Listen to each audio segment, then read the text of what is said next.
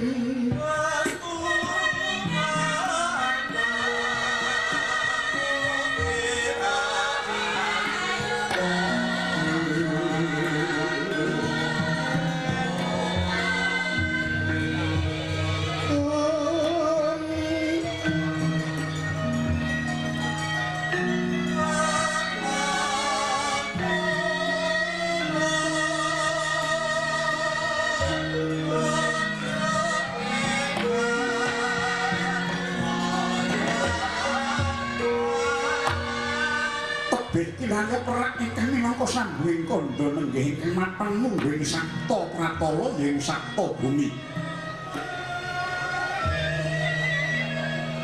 Anggih menika jawata ingkang reksa dasaring pratala. Ingkang awisik Sanghyang Bathara Hanantaboga. Kawis ingkang mungguing ayem tuhu ingkang putra putri sipating Hatsari ingkang awisik Bathari Naga Gini. Renten dalu anggung ganggung jeng kampuh Pambebondeti astanira ingkang Rama. Sinartan daliran kanan Waspadres mijil yayah tangkis dadal.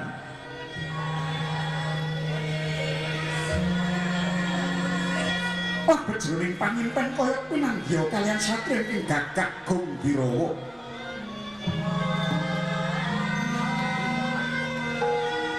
Wah bekal jroning nala Bathara Hanantaboga mulat citranira ingkang putra. Tadya kagat sotaning galih. Mulat saking katebian Pratanira Dewi Kunti miwasan ya para putra para Pandhawa.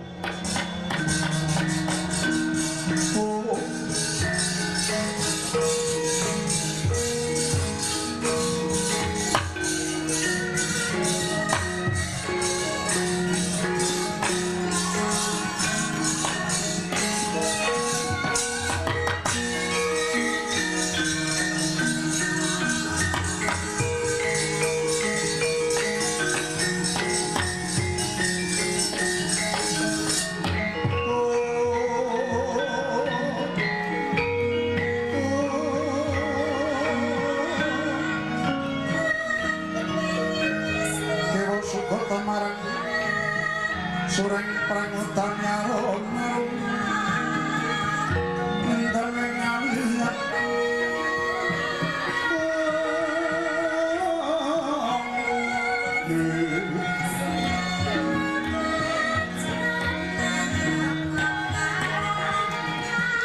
malah palang jawata sumon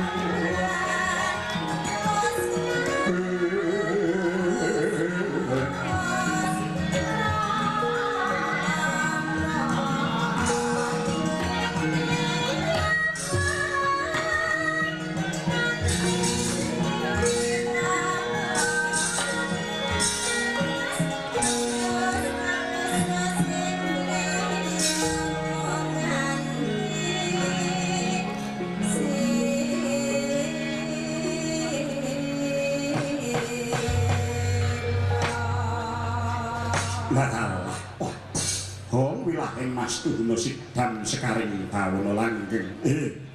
Aja kagyat titah ulun Kunti Nalibrata ulun Sanghyang Hanantaboga. ngaturaken pangabekti mugi kunjuk pukulun. Iya Kunti tak tampa gawe bombong ing rasa tias ulun. Pangestu ulun tumrap marang jeneng para Kunti. Ulun inggih kapundi.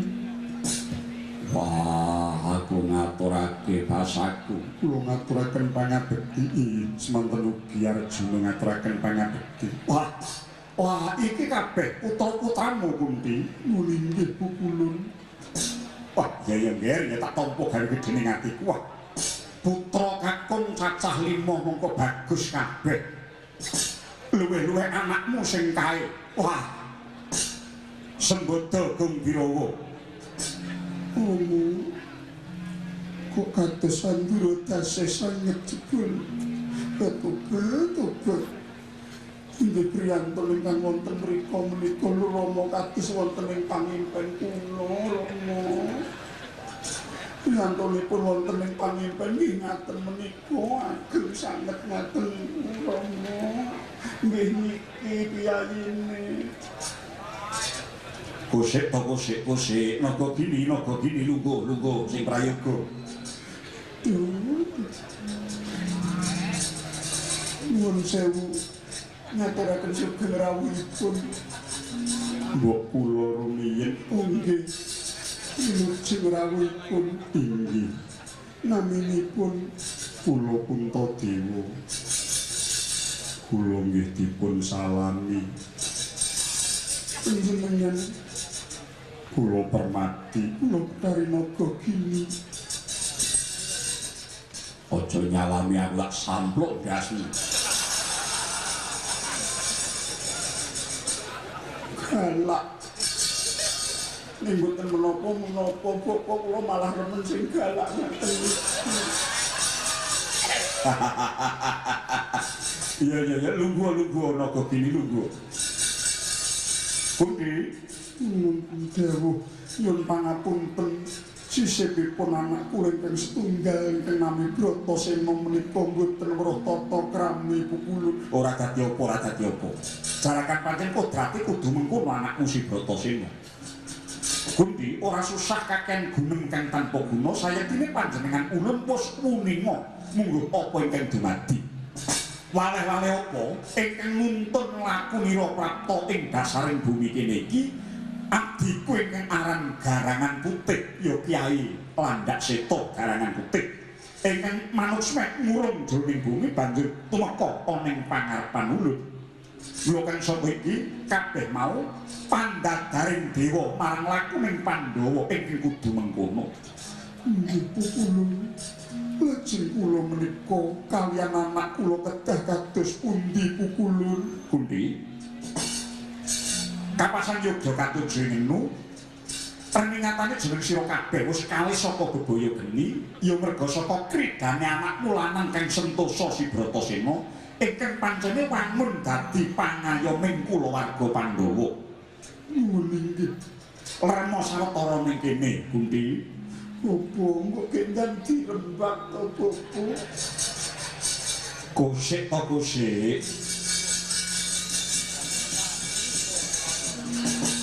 Ketingalipun wiwit kala wau ingkang putra kok nyalembono dhateng anak kula ingkang panenggak to pukulun. Lah ya iki. Bobote wong tuwa tinuwit-tuwiti nangisan dening anak wadon bebasan wong tuwa. Ingkang kudu meradahi polaing anak sumurupa Kunti anakku Sinaga Gini iki wis nantara nggone tansah gandrung kapinuyu kelawan Satriya Gung Birawa ingkang jroning mawayangan jebles kaya gegambarane putramu si Bratasena. Mula kang saka iku panjenengan nuntun lakune liwat Garangan Putih tumuju Sabta bumi iki ideping tekad muhung kepengin nuruti derenging rasa panangising anakku wadon. Mula kang saka kuwi Kunti, mbok iya ana lilaning ati sakusé rem sawetara kejaba ulun kepengin paring kanugrahan kelawan atmajamu para Pandhawa luwih wigati pampanen pasuwitane anakku wadon Sinaga Gini dimen anyeti kelawan anakmu lanang Bratasena.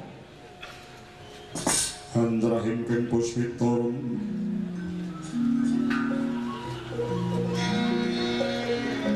kasiliring samirana mri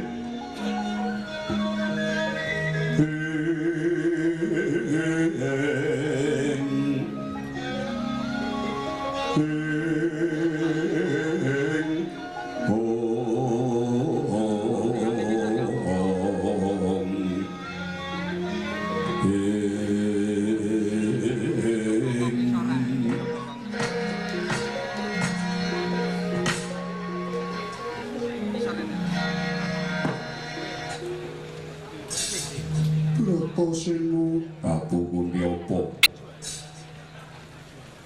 kowe gelem disuwitani naga gini. Disuwitani kon piye? Kok gadah tanpa pernah kowe ngene kuwi ngingoni bojo.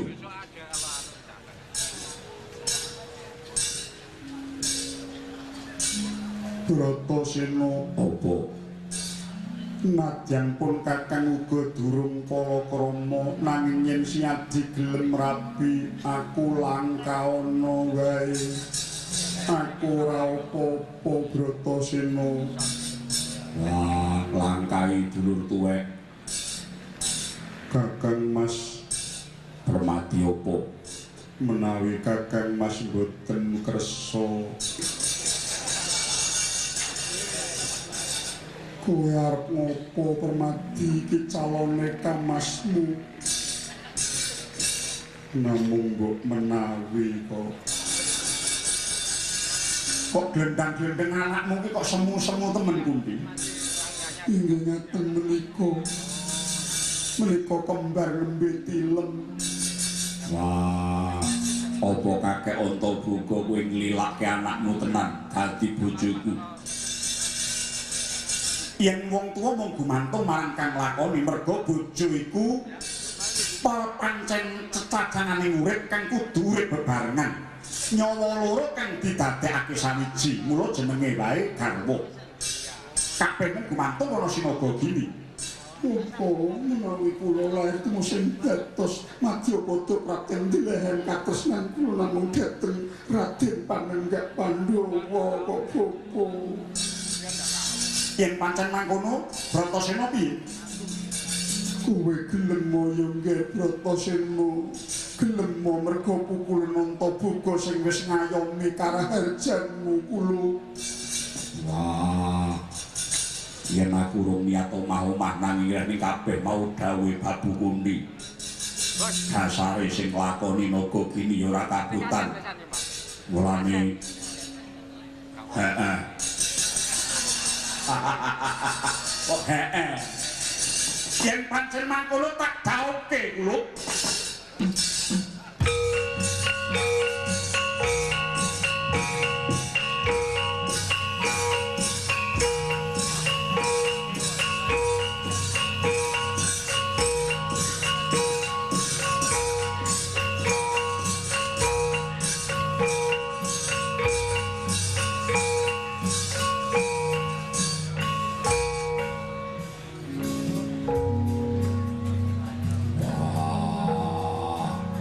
Naga gini Raden, kowe widodari ayu. yen namung kados mekaten menika Kowe apa ora gelo dadi bojone Bratasena wong sing kelambrangan. Ora duwe papan dunung iki.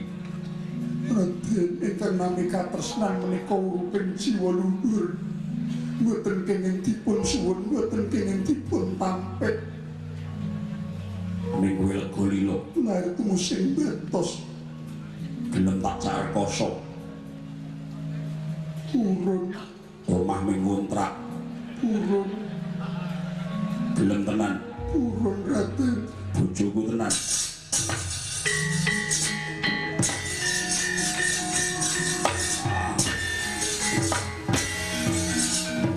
Bratasena.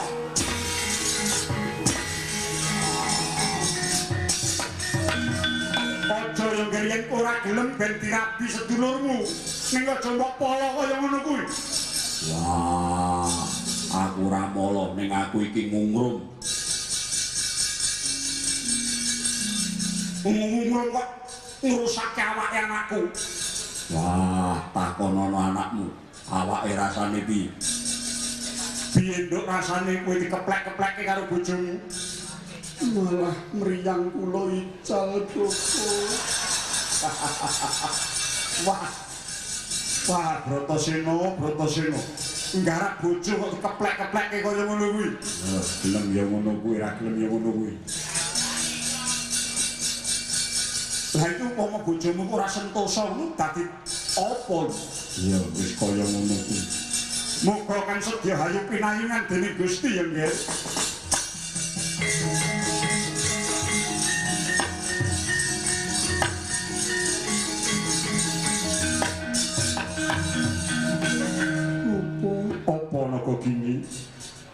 sampun ngerbini.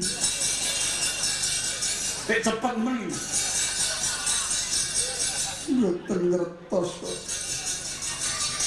Weruh-weruh weteng kula kok mules-mules. Piye Bratasena, kowe kok ganas temen? Wah. Lelakonmu isih dawa, nggih lelakonmu isih dawa. Lungguh Kang Prayoga kula, lungguh Kang Prayoga kaki. Piye kersane kakek Anta Buku? Iya ya nggih. Pancen laku ning kahanan iki kudu mbok tuku kanthi darmaning kasatriyan iki sing nyambut-nyambut. Tegese kuwi kudu sing nglakoni nindakake tapa ngrame. Tapa ngrame kuwi, tapa ngrame ngono nindakake samubarang tetulung marang sangya kang butuhake pitulungan. Ora mawas ndek dhuwur pangkat asa luhuring derajat kabeh kudu mbok tulungi seping pamrih rame ing gawe. Ya ngestuake dawuh. Kula mekaten kula lajeng kedah dhateng pundi pukulun pundi. Dina iki tak tundung lunga saking Saptabumi manjing jroning wana Kacaka. Merga yen kono mengko bakal ana pandhagaring mlaku maneh jeneng sira lan putranira. Bakal sinuba dening Jawata nanging kabeh mau dadi dalan kanugrahan tumrap anak-anakmu pundi. Lan ingkang baku nggih Bratasena kowe tetulunga. Merga dina iki negara Kacakra isih butuhake pitulungan satriya kang kaya jeneng para kula.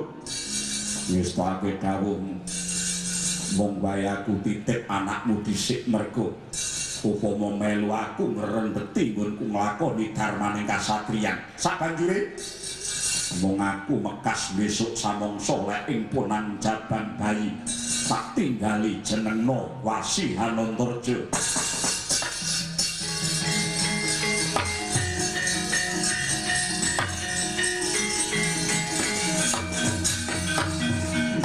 Bilahe Mas Tuna. Iya kula tak eling-eling apa kang gadaturmu kabeh mau. Bratasena Kunti Puntadewa Permadi kembar. Dina iki tumuli budhalo. Tumuli budhalo, duga-duga digawa prayitna ngati-ati aja keri, lho.